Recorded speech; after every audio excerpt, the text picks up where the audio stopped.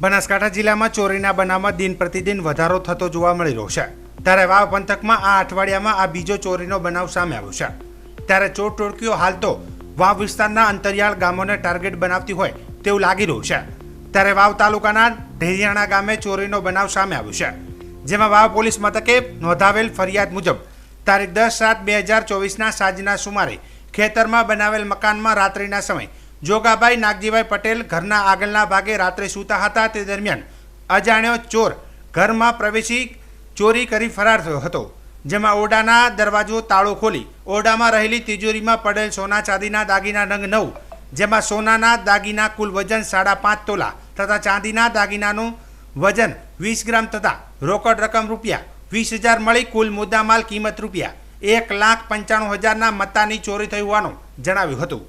જોકે સમગ્ર મામલે વાવ પોલીસે ચોરી અંગે ફરિયાદ નોંધી આગળની તપાસ હાથ ધરી છે।